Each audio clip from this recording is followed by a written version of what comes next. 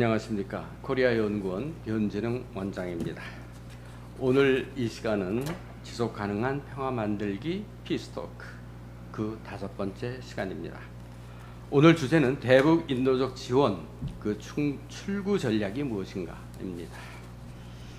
평화를 단순히 전쟁이 없는 상태로만 규정한다면 한반도는 1953년 7월 27일에 휴전협정, 즉 정전협정을 체결하면서 총성이 멈추었고 68년간 평화를 유지해온 셈입니다. 그러나 우리는 그 68년을 진정한 평화로 기억할 수는 없습니다. 남과 북의 무수한 사람들이 이 어정쩡한 평화 속에서 고통과 억압을 겪어왔고 전쟁과 다름없는 인명의 희생이 수없이 거듭되었기 때문입니다. 오늘이 68년 전에 정전협정을 체결했던 바로 그날입니다. 우리는 지난 7월 13일부터 한반도의 진정한 평화, 즉 지속 가능한 평화 만들기를 위한 피스토크를 5번에 걸쳐서 진행해 오고 있습니다. 오늘 그 마지막 회를 진행하는 감회가 남다릅니다. 오늘 이 피스토크의 대미를 장식해 주실 두 분은 모두 남북 민간교류협력 분야의 오랜 활동가인 동시에 전문가들이십니다. 이 두 분을 함께 한자리에 모셔서 더욱 흥미진진합니다. 먼저 소개해드릴 분은 숙명여대에서 교육 철학을 강의하고 계신 이기범 교수님이십니다. 또 한 분은 남북교류협력지원협회 강영식 회장이십니다. 먼저 두 분께 같은 질문을 드리겠습니다. 시작하면서 말씀드렸듯이 오늘은 7.27 정전협정 68주년이 되는 날입니다. 무슨 생각이 가장 먼저 떠오르시는지. 오늘 중대 발표도 있었습니다. 이기범 이사장님 먼저 말문을 열어주실까요? 예. 네. 코로나 바이러스의 폭염에 고생들이 많으시죠. 네. 오늘 여러분들 뵙게 돼서 반갑습니다. 7월 27일 1년 내내 잊고 지내다가 그래도 오늘 맞이하면 한반도 상황을 아무래도 다시 생각하게 됩니다. 3년이 전쟁을 마치고 정전협정을 맺었죠. 그런데 말씀이 아 다르고 어 다른 것처럼 정하고 종 이게 네. 다르지 않습니까? 네. 그러니까 우리는 아직 종전을 하지 못한 상황입니다.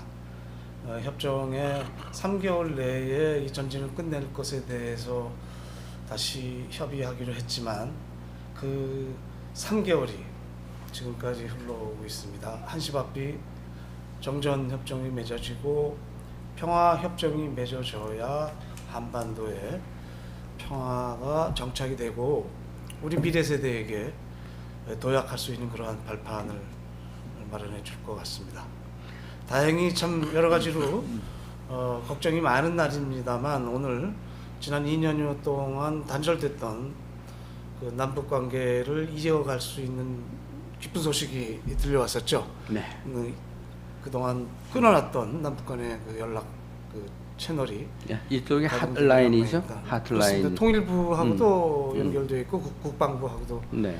연결이 되어 있어서 오늘 시험 가동들을 한 모양입니다. 그래서 매일 2번씩 연락을 주고받기로 했기 때문에 바야흐로 그동안의 차가운 기운을 몰아내고 정전협정을 종전협정과 평화협정으로 바꿀 수 있는 그러한 계기가 마련된 것 같아서 한편으로는 또 기쁜 마음과 기대가 있습니다. 네. 우리 강영식 의장님, 이 오늘 날짜에다 혹시 맞춰서 이렇게 발표가 된 건 아닌가 하는 그런 생각도 드는데 어떻습니까? 그러니까 오늘이 사실 우리는 저 정전협정일이라고 그러고 그렇죠. 조국 해방전쟁 승리날이라고 그러죠. 노는 날이죠, 북은 사실. 쪽에서. 그러니까 전 7.27날 남북 정상이 합의해서 끊어진 연락선을 복귀했던 발표 자체가 날짜 같은 의미가 있습니다. 특히 네. 북은 숫자와 날짜가 굉장히 예민한 그런 판단이죠. 그래서 북의 금정위원장이나 북의 대남부서가 7월 27일 날 10시로 기해서 열었다는 의미는 전 그 자체 물론 너무 큰 낙관과 그런 것은 금물이라고 얘기를 하지만 상당히 큰 의미를 주고 싶고요. 그 얘기는 또 마침 오늘 아침에 또 같은 10시에 기자회견한 게 뭐냐면은 우리 7대 동단하고 한 400여 개 단체들이 만든 1년 된 게 있습니다. 작년 네. 7.27날 한 한반도 종전 캠페인에 1년 된 날입니다. 비록 10만 명 좀 못 믿게 서명을 해왔지만 1년 정산한 날이고 구호가 그렇습니다. 한국 전쟁 마침표에서 쉼표에서 마침표로 정전에서 종전으로 간다는 거였죠. 근데 한 10만 명은 되는 많은 국민들이 해외나 국내에서 이렇게 인증샷을 보내지 않습니까? 그때 오늘 발표한 자료 보니까 한 80대 어르신인데요. 그런 글을 봤습니다. 7살 때 전장을 겪었는데 80대는 지금도 아직 전쟁이 안 끝났다니 참 슬픕니다라는 거죠. 그게 우리 현실이죠. 그래서 여하튼간에 시민사회 입장에서는 그 정전 30주년이 그 70주년이 되는 2023년이죠. 7월 27일까지는 반드시 정전협정을 종전협정 그리고 평화협정 되찾아는 노력 캠페인 할 텐데요. 근데 상당히 오늘 아침에 그 소위 연락선 남북 간의 연락선 재개에 대한 신호가 없었으면 참 우울했을 겁니다. 네. 여전히 3년 전에 희망과 기대는 강호도 없고 여전히 이런 상태구나 했는데 마침 정상이 합의해서 뭐 작은 신호겠지만 끊어진 연락선 복구하는 자체가 저는 상당히 의미 있는 거고 그것이 앞에 우리 교장 교수님 말씀한 것처럼 7.27한 상징적인 날이 이루어졌다는 의미에서 저는 낙관을 가져보는 또 그런 아주 기분 좋은 하루로 기억할 것 같습니다. 저도 사실은 그 오늘 이 주제를 정하고 어떻게 진행해야 되나 이러면서 조금 우울했었는데 오늘 아침에 그 소식을 들으면서 출구에 대한 희미한 어떤 그 희망의 어떤 등대가 비춰지는 그런 느낌을 받게 됩니다. 어린이 어깨 동무가 첫 대북 지원에 나섰던 것이 1996년이에요. 네. 보니까 당시의 상황은 사실 민간 차원의 대북 지원 사업이 가동되기 바로 직전 아니겠습니까? 그런데 어떻게 우리 어린이 어깨 동무에서는 대북 지원 사업을 시작하고 성사시키셨는지 한번 좀 말씀 부탁드립니다. 예, 그 당시에 북쪽의 상황은 굉장히 어려웠었죠. 네. 북쪽 사람들 스스로가 고난의 행군이라고 부를 만큼 식량 사정이 어려워서 많이들 굶어 죽는 그런 일이 벌어진다는 얘기를 저희들이 이제 뉴스를 통해서 네. 듣게 되고 또 겨우 살아남은 사람들의 증언도 듣게 됐죠. 그래서 그 당시에는 조건 없이라도 생명을 살리는 일을 시작을 해야 된다라는 그런 그 절박감이 우리 사회에 좀 그래도 넓게 네. 펼쳐져 있던 것 같습니다. 어떤 사람은 동포애에서, 어떤 사람은 종교적 신념에서, 어떤 사람은 인류애에서 그러한 도움의 손길을 뻗어야 된다라는 목소리가 굉장히 높았고, 그래서 뭐 어린이 어깨 동무로서도 무조건 일을 저질렀죠. 네. 일을 저질러서 특히 그 어린아이들이 그 굶어서 죽거나 아파서 생명의 위협을 받는 일은 없어야 되겠다. 그런 생각에서 많은 분들에게 호소를 했고, 특히 아이들끼리 서로 이쪽에 저쪽에 친구가 있다라고 하는 것, 그런 것들이 서로 잘 있는지 인사를 나누는 그런 계기가 필요하겠다 해서 안녕 친구야라는 캠페인을 이제 한겨레 신문과 같이 펼치게 됐습니다. 그러면서 별로 안녕하지 못한 북쪽 친구들에 대해서 알게 되고 어린이들이 이제 고사리 같은 손으로 쌀을 뭐 도시락에다가 갖고 오기도 하고 그 북쪽 아이들에게 그 도우미 손길들이 그냥 순식간에 많이 모였죠.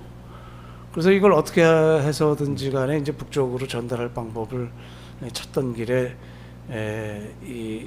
저희가 직접 보낸 것은 이제 98년이 돼서 보냈고 96년, 97년에는 적십자사라든가 이제 다른 제3의 채널을 통해서 보내게 된 거죠.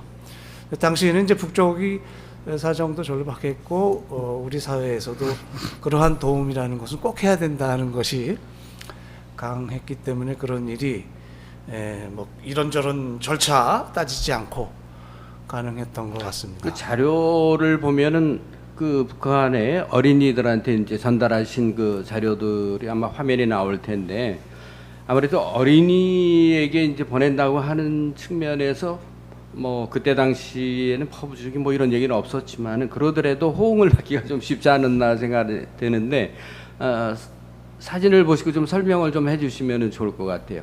저 사진이 2004년도에 저거는 98년도 사진이에요. 저 사진이 저 사진도 2004년. 요것도 2004년 겁니까?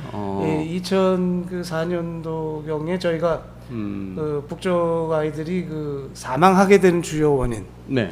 아프게 되는 주요 원인이 90년대 중반부터 2000년대 그 중후반까지는 설사하고 폐렴이었습니다. 네. 식량도 부족한 상황이 그 산모들도 영양 부족 상황에서 출산하게 되고 또 젖도 잘 없고 이제 분유 같은 대용식도 없으니까 이게 대물려서 이제 영양실조가 되고 또 깨끗한 먹을 물도 잘 없고 그렇기 때문에 설사와 폐렴에 시달리게 되는데 사실 설사나 폐렴은 어렸을 때 누구나 한 번쯤은 다 이렇게 앓고 그렇죠. 지나가지만 예, 네. 항생제나 수액제가 있으면 금방 낫는 병 아닙니까?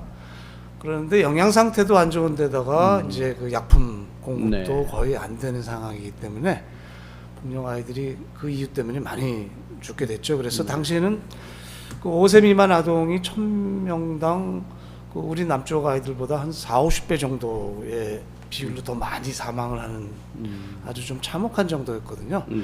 그래서 그 설사폐렴을 치료하는 어깨동무 어린이병원 전문 병원을 세웠죠. 그래서 그때 이제 우리 남쪽의 어린이들이 네. 북쪽 어린이들한 병원 개원을 축하하러 갔을 때에 이제 평양 지하철 네. 여기에서 그럼 평양의 거기서 같이 그 어린이들과 같이 네. 이제 만나서 찍은 사진입니다.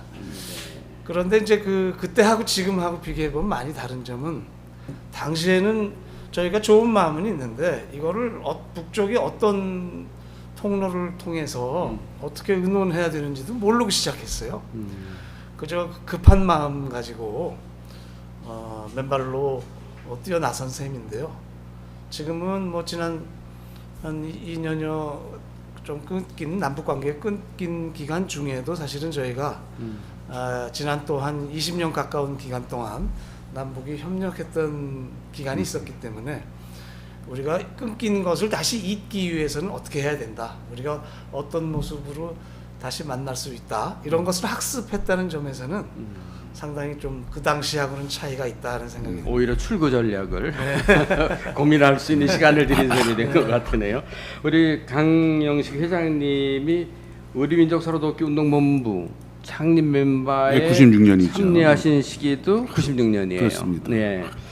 묘하게 시기가 겹치는데 사실 이 시기는 종교계를 비롯한 민간에서의 대북 지원 사업의 태동기이죠. 그렇습니다.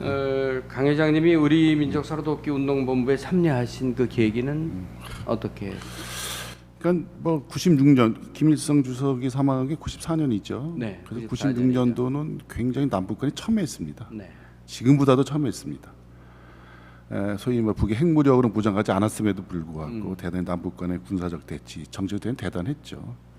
그런 상황에서 소위 북한의 고난의 강행군이 왔고 95년도에 사실 북한의 참사는 잘 알려지지 않았습니다. 그게 소위 말하는 워싱턴 포스트의 방불 통해서 조용히 죽어가는 북한, 굶주린 북한이라는 것이 알려지면서 종교계가 나섰죠. 그래서 소위 정치적으로 갈등하고 있고 분열하고 있지만 같은 민족이 굶어 죽는데 같은 동족으로 가만히 있을 수 없다라는 간단한 기본적인 동포회 그리고 인도주의로 출발을 했죠. 근데 사실 쉽지는 않았습니다. 그 분위기가 차가웠으니까요.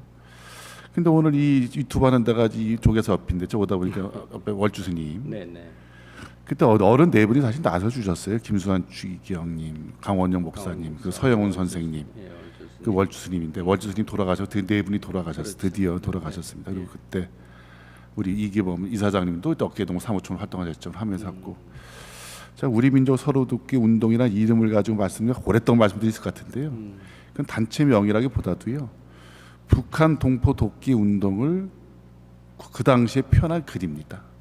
그 당시는 우리 민족은 말도 안 썼었습니다. 어색했을 때였는데 북한 동포 돕기 운동은 남쪽의 국민이 북한 주민에 준 일방적인 시혜적 관점이 있는 거죠. 그럴 때 서로 나눔의 정신을 어떻게 표현할까 할 때 우리 민족이라는 말을 일본에서 받아들였고 우리 민족이 서로 돕자라는 그런 그 당시는 어색한 이름을 썼는데 그런 의미에서 저 7대 농단 시민사회 연대에서 70년, 60년간의 적대적인 고를 녹이고 나눔의 정신으로 평화를 만들자는 정신이 25년 전에 우리 민족 서로 돕기는 창립 정신이었고 저는 개인적으로 그때 같이 할 수 있었던 게 굉장히 영광입니다. 근데 사실 그때는 이 운동을 한 3년 했으면 되지 않겠나 싶었습니다. 그만큼 간단한 문제를 생각했죠. 네네. 근데 지금 25년 된 지금까지도 이 언저리를 벗어나지 못한 이유는 단순히 인도적 문제가 인도적 문제에 국한되는 게 아니고 앞에 말씀드린 한반도의 평화의 문제, 정치 군수적인 모순의 문제, 굉장히 복잡한 문제입니다. 그래서 그런 측면에서 이제는 25년 전에 인도와 인도주의와 동포의 정신으로 되돌아간 것도 중요하지만 이제는 보다 더 발전된 형태의 인도 지원이 필요하지 않겠냐라는 그런 고민을 하게 되는 겁니다. 예. 사실 용어의 문제가 상당히 중요한 것 같아요. 우리 민족 서로 돕기 운동이라고 하는 그 용어도 그렇지만 참 어깨동무라고 하는 용어가 아주 재미있는 것이 정겨워요. 네. 그런데 또 한편으로 보면은 어깨동무라는 말을 우리가 이제 어린 시절을 생각하면 떠올리지 않습니까? 그런데 그걸 분리시키면은 어깨하고 동무 둘 다 좀 그래요. 어깨 그럼 좀 그렇지만 동무는 사실은 우리가 다 쓰던 말인데 남쪽에서는 그것만 띄어서는 별로 안 쓰잖아요. 그렇죠? 우리가 이제 방북했을 때는 동무라는 말을 서로 편하게 호칭을 할 수 있겠지만 그러니까 단체 이름 때문에 예. 덕본다가 어깨동무가 1위고 저희가 2위라고 생각합니다. 근데 어깨동무라는 명칭을 쓴 다른 기관들은 별로 없을 것 같아요. 네. 우리 그 처음에는 남북 어린이 어깨동무 남북 어린이 어깨동무를 하다가 예. 이제 2000년대 중반이 돼서 이 남북이라는 명칭을 쓰지 않아도 남북 어린이들의 관계를 위한 일을 하는지를 많이 이제 알게 됐다 해서 이제 남북을 저희가 띄게 됐죠. 장명은 누가 했어요? 그때 그거를 누구라고 꼭 짚어서 혹시 권군술 뭐 집단지성으로 당시 그 절박한 마음을 네. 갖고 어떻게 이것을 전달해야 되나는 안타까운 술자리에서 아마 네. 그런 좋은 집단지성이 발휘가 된 것 같습니다. 근데 우연히 그 방금 얘기하신 것처럼 동무라는 말이 유일하게 남은 이 명사입니다. 그렇죠. 그러니까 뭐 저 동무야 나오너라 달맞이 가자라는 동요도 친구야로 친구로 바뀌었고 바뀌었나요? 모든 동무라는 용어는 북쪽에서 쓰는 호칭이라고 해서 없어졌는데 어깨동무에서만 엄격결에 남은 것은 아마 그 박정희 대통령 시대의 그 유경재단에서 네. 어깨동무라는 어린이 잡지를 한 적이 있어서 그랬었군요. 뭐 저희 단체도 또 그 단체랑 또 혼동하시는 분들도 있습니다만 여하튼 세상은 알 수가 없는 것이 그런 것 때문에 살아남았는지는 모르겠습니다만 네네.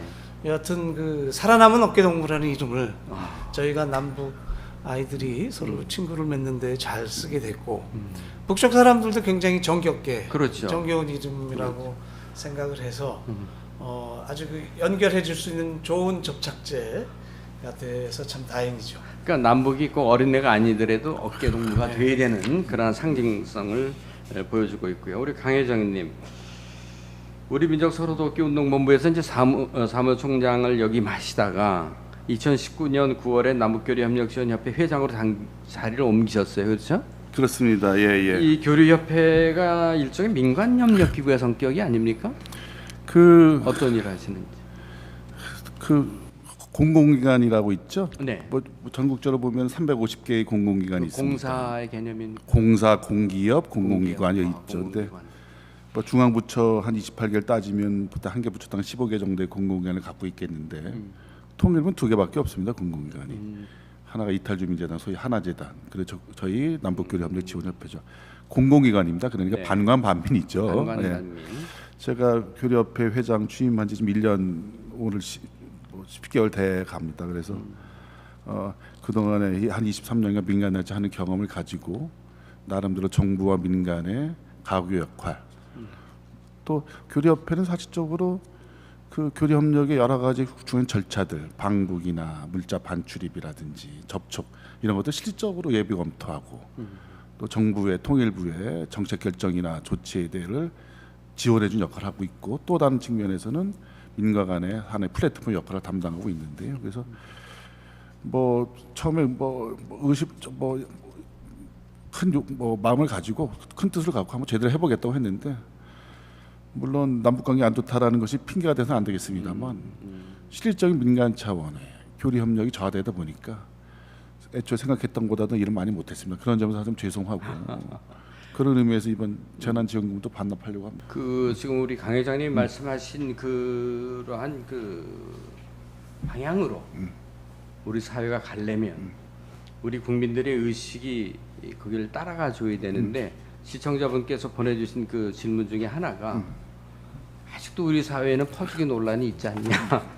우리 이기범 그 이사장님한테 질문이 들어왔어요. 예. 글쎄요, 그 기독교 전 개신교 신자입니다만 다른 종교 가지신 분들도 뭐 다 취지에 공감하시는 말이 왼손이 하는 일을 오른손이 모르게 이렇게 하라는 말이 있습니다. 그러니까 아마 도와줘도 굉장히 티를 내고 도와줬기 때문에 아마 퍼주기 논쟁이 왼손이 하기도 전에 오른손이 알아요. 모르겠습니다. 하기도 전에. 근데 그 우리가 평화를 만들자, 그다음에 북쪽이랑 뭐 개발 협력을 해야 된다 이런 거는 1차적으로는 북쪽을 위한 것이 아니라 우리를 위한 것이다라는 것에 대한 현실적인 판단을 우리가 해야 되지 않나 이렇게 생각을 국민들이 합니다. 그걸 공감을 해야죠. 예, 국민들이 공감을 해야 되고 그러려면은 좀 그런 정보도 우리가 좀 알 필요가 있죠. 오늘 당장 이제 연락선이 개통이 되니까 이제 몇몇 언론에서 제목으로 뽑은 것 중에 하나가 이제 식량이 부족하니까 손 벌리고 나온다라는 또 역시 그런 시각밖에는 못 나오는 거거든요. 네, 저기 네.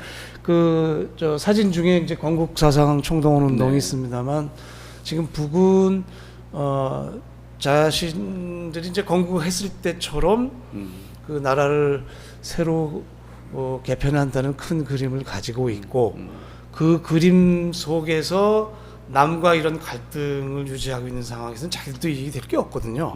그러나 우리도 뭐 사스 사태 같은 걸 보시는 것처럼 미국과 중국의 대립 속에서 굉장히 취약합니다. 네.